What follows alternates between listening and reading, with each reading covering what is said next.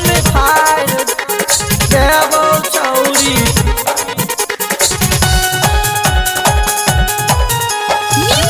दरभंगा के छियै छौरा चोली फाड़ देबो छौरी। कदरल जवानी के तोहर पानी झाड़ देबो छौरी गे।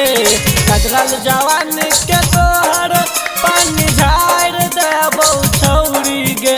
हम बला के छियै छौरा चोली फाड़ देबो छौरी गे। दरभंगा के छियै छौरा चोली फाड़ देबो छौरी गे।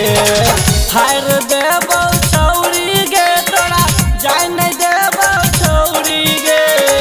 फाड़ देबो छौरी गे तोरा जाय नहीं देबो छौरी गे। हम बला के छियै छौरा चोली फाड़ देबो छौरी गे। दरभंगा के छियै छौरा चोली फाड़ देबो छौरी गे।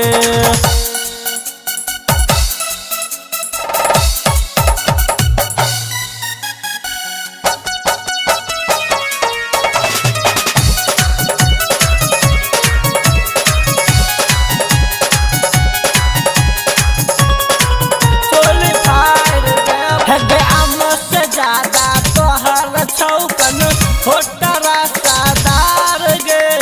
छौरा सब तोरा देखे कहै हौ टॉप के इस्तेमाल रे। टॉप के इस्तेमाल रे।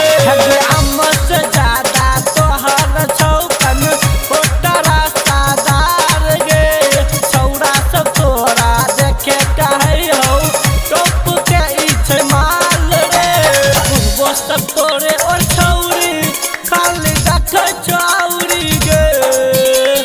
बुढ़बो सब तोरे और छौरी खाली देखे छौरी गे।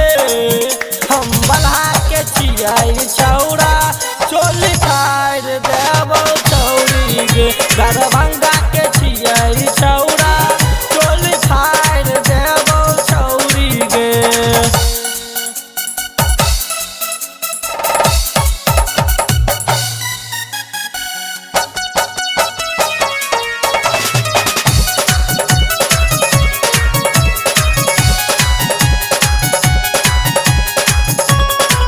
चोली फाड़ देबो तोहर जवानी के छौरा सब देखी हो जाय छौ पानी पानी गे।